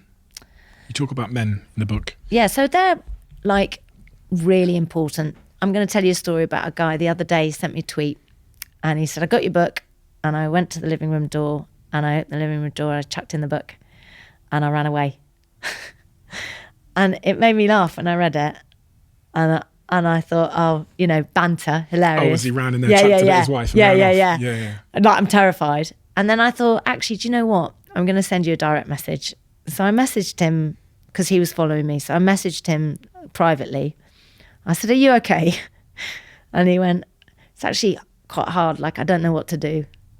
And I thought, oh, that was a bit of banter, but actually you're struggling, right? Yeah. So I was like, hey, listen, I've got a great tip. Leave the banter at the door of the living room, and why don't you go in and you can pick up the book and sit down and read it with her. She'd absolutely love it. I can't tell you how much it would mean to her if you said, I don't know what to say or how to help you, and I'm feeling, tell her how you feel, but in a non-comedy way, like really tell her how you feel, and then say, what can I do to help? Can I read this book with you? Can we, what can I do? Anyway, the next day he sent me another message and he went, oh my God, I did it. And it was so good. And we read a bit of the book together and I feel much better informed and I don't feel like it's me. Because I think he thought it was him, and it's hard to explain when you're being a bitch that it's not their fault, but that everything that they do makes you want to like run away or shout at them, but it's not their fault. How can that not feel like your fault when you've got somebody doing that to you? And just knowing that it is a thing that happens and that there are things that you can do about it makes all the difference, to a man. So I think, and to the woman, for a man to then go, oh, I see. It's like, oh, he gets it. Do you know what though? There's a fear I have about this because even in the case of him buying the book and then running in, I know it was a joke, running in there, throwing it in there and closing the door as if it's a grenade or something. There's a fear that, as a man, that if I was to approach my partner with the book, it would be me saying, there's something wrong with you. yeah. I mean, You see what I mean? that is why an honest and open conversation about how you're feeling, not like you've been a bit moody recently, I bought you this book. Just say, look, diagnose you, yeah, like say, if a man was listening to this and he thought that his partner was perimenopausal and they've maybe noticed 3 or 4 symptoms, buy the book, read it, or have a look at the symptoms. If you're worried about what they might think, hide it and read it. Look at the symptoms, do a little mental checklist. I think you've got this, this, and this. And then go, look, I've been feeling like this recently. I've been feeling like you don't love me anymore and I really miss you. Say something nice. Say something about how you feel like we've grown apart a bit and I want to bring it back. And I've been thinking, and I listened to some stuff and I heard something on the radio, or, you know, how did you hear about this book? So then you say, well, I was listening to the podcast, Diary of a CEO. Like and subscribe. And I like and subscribe. And so I thought I'd buy the book and have a look at it. And I think some of this is, can I show you something? Can we sit down? I'd really like to show it to you. And if they get annoyed, don't worry. They might get annoyed and walk away and go, I'm not perimenopausal, and then come back and secretly read the book. Or they might come back and go, I'm sorry, I was annoyed, but I think I am. And then they might have a cry. It can work out a million different ways, but it just needs a bit of patience, bit of understanding, and no banter. Banter is like bad in several situations. Banter is bad around periods. Do not do banter about periods. You can do banter about haircuts, clothing, loads of things, but banter about periods, not funny. Banter in childbirth, not funny. Unless wife has given you permission to bant, or unless she bants at you, then you can bant back. And banter during menopause, unless she bants first. Like, always go by the woman, because these are times of great vulnerability. And sometimes a bit of banter can really hurt. We used the word emission earlier on. We used it in the context of once you decouple from the need for validation or to fill that hole, you can have a much more intrinsic internal mission to set your life in a new trajectory. What is your mission now? As you sit here, you said you're 55. What is your mission? I really like helping people. So I think that's a general mission. If I can help in any way, like, what can I do to help you? I think I've got a platform. You've got a platform. You're helping people. You know, that's like, I feel like that's your mission, to spread good using your platform. I guess, like, I've worked hard all my life to get a platform. Now I've got a platform. What am I going to do with it? Do I want to make more money or get more followers? Not really. I'm not really bothered. Do I want to help people? Yeah. So everything is like, is this going to help anyone? Is this going to do any good? Even something as kind of, you know, lingerie to me is a superpower. Like, lingerie is one of the most important builders of self-confidence. When I was single, I used to wear badass lingerie, because the first act of self-love is, what are you going to put on underneath your clothes that's next to your skin that no one else is going to see, that only you know what you're wearing? You know, I see women who look absolutely amazing on the outside, but they're wearing grey, holy underwear. And it's an act of care. Self-care is looking nice only for you. It's an amazing act of love. So I want to help people feel good about themselves. I want to get the message out there. And I also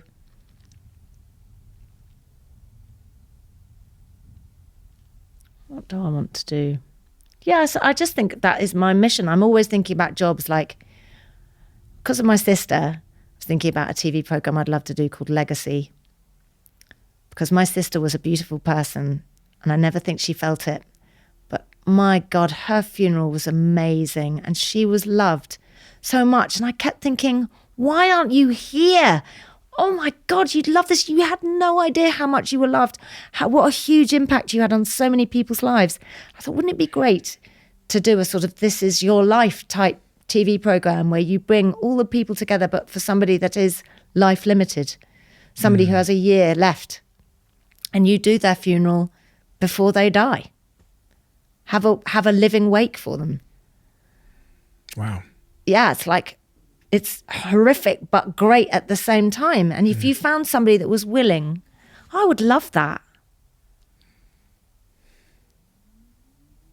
Yeah, I was thinking about it from the TV's perspective, but wow, what a range of emotions. This is your legacy. Yeah. Look, all these people. And getting the roses while you can still smell them. Yeah. So that's that kind of thing. Like, I can do a job and do something lovely. I mean, I'm not sure if I would find anybody to get that off the ground because it's quite extreme, but this is... You're manifesting again. Yeah, I've said it out loud on here. Someone might hear it. You never know. You're such a legend for so many reasons.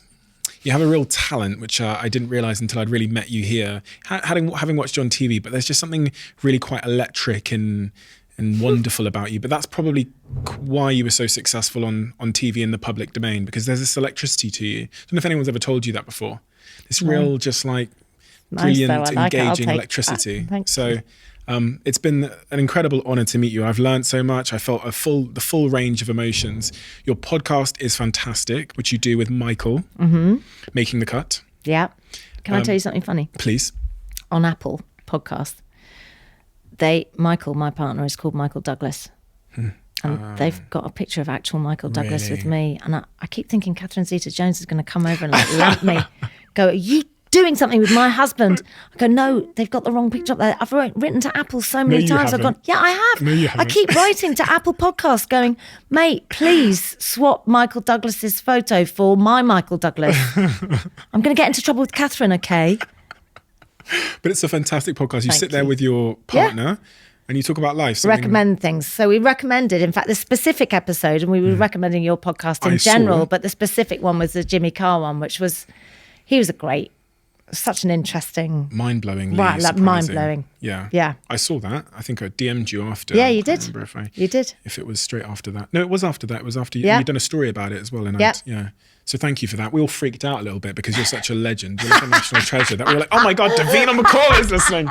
We're like, we need to step this up. It is though. Moments like that are super surreal for me because, I've watched you on screens and I've admired you for so long. So to hear that you were listening, it's like, oh my God, what did we say? So thank you for that. You said good things. It's okay. And your book is amazing. We were talking you. before we started about how the way you've designed this book, from the colors to the cover to the structure of every page, and how engaging and unintimidating it is and accessible it feels, is also intentional. You've done it all for a reason. Yeah, I want it easy to read. I was just saying earlier about the hands on the front. I wanted those two hands at the bottom to look like I'm going to help you out of this and we're going to do it together. And that the messaging is positive, because I think people... I had viewed the menopause as an incredibly negative thing in my 30s and 40s. And actually, it's been a time where you're actually talking to me here and asking me how I feel.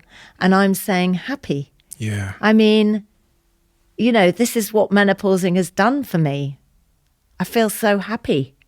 So I wanted to kind of convey that in some way and make it a book that when you are feeling diminished and invisible, that you can pick it up and it's easy to read and you will see yourself in every page. When I do this podcast, sometimes I have moments where I'm so grateful to get to do this because I meet these amazing people, but then I learn about things that are like it's like I'm in a hall and I thought the room was fully illuminated. And then I have a conversation about menopause and then another light goes on that I didn't even know. And it's like the room has just got bigger because someone has turned a light on for me. And learning about menopause over the last, from this book, from what Gabby said and what you'd said, the influence you've had on Gabby, it's maybe, oh, fucking hell, so many things make sense now. I mean, my mum had a medical hysterectomy at 28 and would have been plunged into the menopause and didn't get HRT. So imagine what impact that had on her and her behaviour and her actions.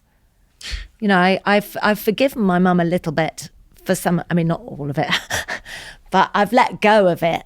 But it explains some of it.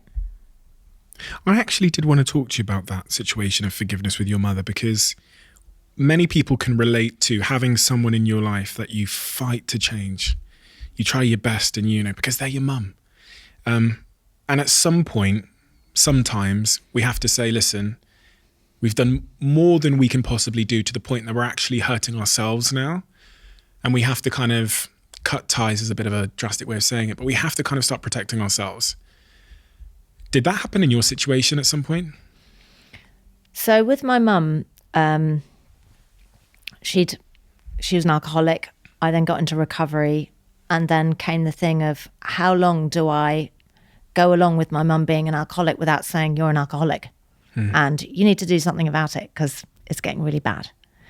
And after a few years of being in recovery, talking to my sponsor, going to meetings, sharing about it, I thought, I'm going to confront her about it. And I said, you're an alcoholic, you need to do something about it. And then she got really fucking angry with me, and she didn't do anything about it. And I saw her another couple of times. She was stationed abroad with, she'd married somebody that worked at an embassy. She could move around. And eventually I just said, look, I can't see you until you get sober. And a couple of years later, she went to live in South Africa with her husband, and she got sober. And I invited her to my wedding, to Matthew. And she came, and she was sober, and we went to an NA meeting together, and we held hands and we shared. And then Matthew and I went on honeymoon, and we went to Paris afterwards, saw my mum again.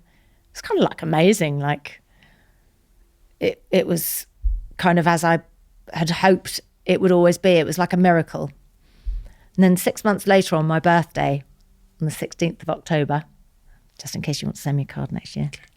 On the 16th of October, I'm away in Edinburgh, and the paper comes upstairs and it says, Mummy, I need a meeting, on the front page of the Mirror. And I'd never spoken about going to NA because it was an anonymous fellowship. And the point of being an anonymous fellowship is that nobody knows you go. And she had sold a story to the papers about us going to that meeting. And the papers had twisted it so that it was like I was about to relapse before my wedding, and that she'd taken me to this meeting and, you know, had saved me. It was like that kind of tone.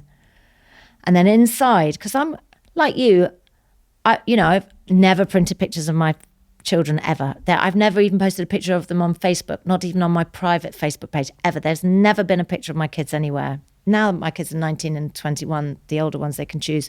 I will never post a picture of Chester online. There's pictures of our honeymoon. Instagram wasn't around, but there was, in the newspapers of us together with her. I was like somebody taken my heart and grabbed it and ripped it out. And I felt the shutters coming down. I thought, I trusted you, and I was, I'd let you back into my life, and I'm going to put the fucking shutters down because you're not going to get back in again. And I called her up and I was like, what are you doing? She said, oh, it was the celebratory thing, that we'd gone to this meeting together. I said, nobody knew I was in the fellowship. I said, you go to the fellowship. You know it's an anonymous fellowship. It's not like you're new to it. You've been clean for a year. Like, what are you doing? I was so upset. And my sister, who had always felt a bit invisible, was not mentioned in the article once. And my mum hadn't said, I've got another daughter, or my daughter lives with Davina and Caroline live together, or nothing. She said nothing about her. Like she was invisible. It hurt her so much.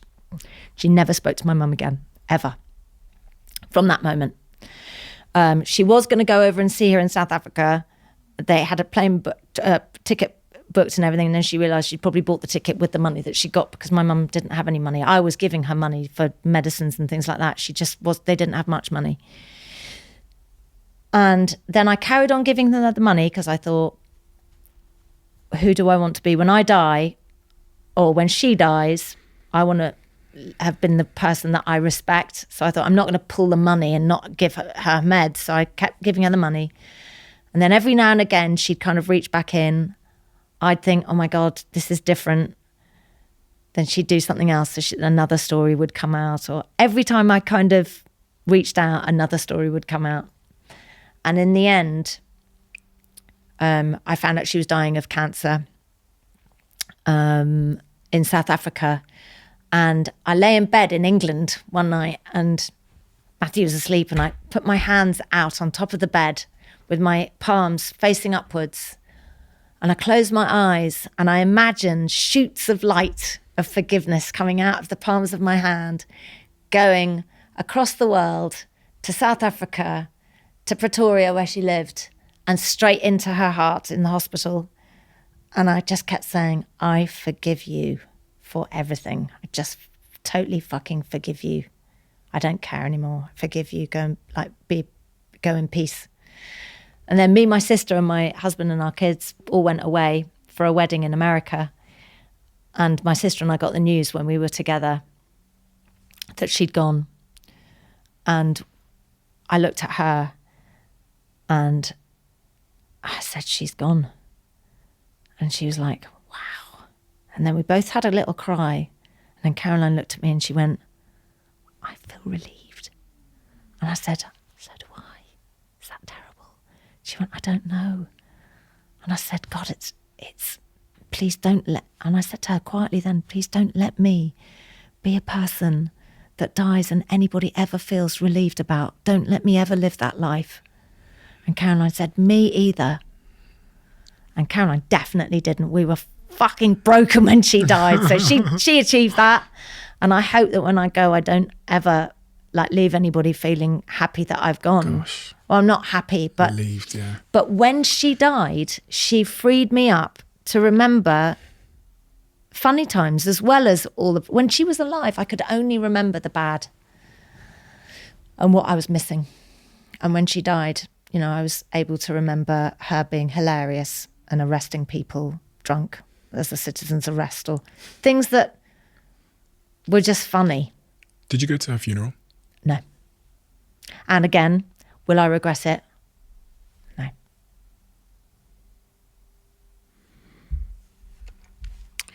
We have a closing tradition on this podcast where the last guest asks a question for the next guest. And the question left for you, very good handwriting, is what makes you most angry about society?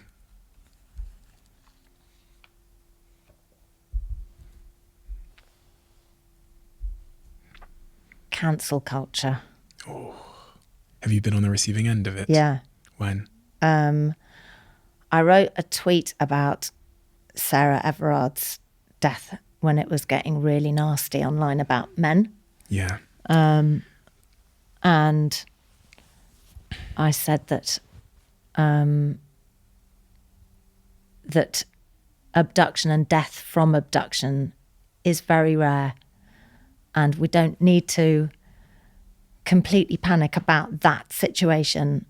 I wasn't talking about any other kind of things that happen to women. I wasn't talking about domestic abuse or any of the other awful things that happen to women. I was just talking about abduction and death from that. It is rare, and we just have to not start blaming all men, because, and I was thinking about my son was really cut up about it, and he didn't know how to behave. He felt like the enemy suddenly, and I was trying to explain to him that he wasn't. I said, we've got brothers and husbands and kids that are worried and what they want to help. Let's not demonize all men. My God. I got 200,000 likes, but I didn't see any of those. I just saw the 10,000 comments asking for me to be murdered or burnt at the stake, or, I'm a woman hater, or I'm a hashtag not all men person, and, don't understand about domestic violence. They don't know anything about my life. I've lived a life and I've experienced a lot of really terrible things, and many terrible things have happened to me, but I just didn't feel that this was the moment to attack all men, because in life I have discovered that we need to come at life together, men and women. Segregating everybody into groups, separatist groups, I think it's anti-society. We need to all work together, and alienating people and entire sex is not a good idea.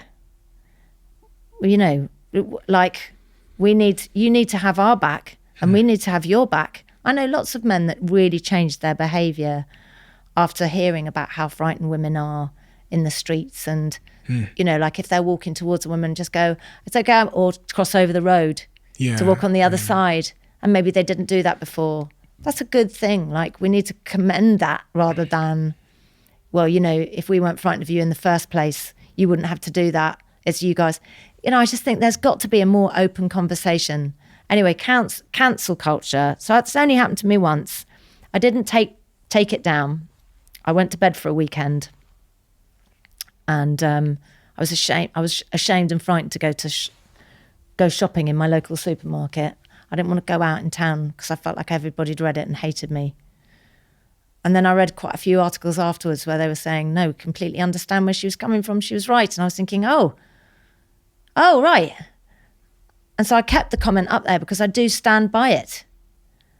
But I think my big mistake, and the thing that I should apologise for, is that I posted it 4 days after she died. And it was timing. My timing was shit.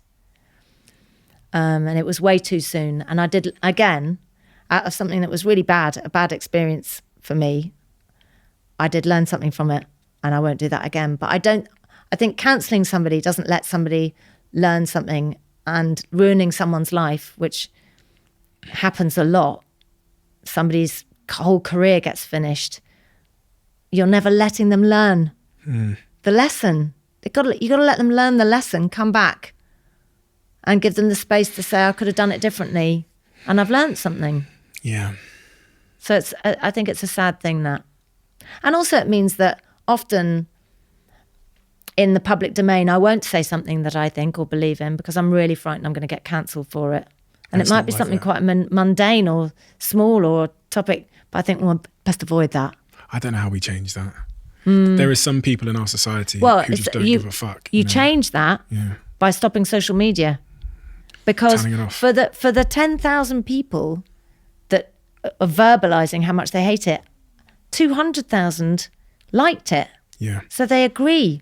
But you only hear... And there'll be a lot of people who couldn't even like it, touch it. Yeah. Because of the fear of like, because of the fear of getting cancelled. That so happens a lot. None of us are saying what we think or believe in. Or questioning something. You know, it's terrible when you can't question... Oh, why are you doing that? Like, is that a good idea? I mean, when we stop this podcast, I'm going to talk to you about a couple of things that are happening at the moment, which I think are interesting, but I can't say anything. I can't form an opinion about it because I can't talk about it anywhere. I need to find somebody I can actually air it with, you know. Yeah. It'll get clipped and then it goes viral, isn't it? It's terrifying, isn't it? It's crazy because progress comes from that debate, the conversation, the questioning. All of our progress in society has come from that.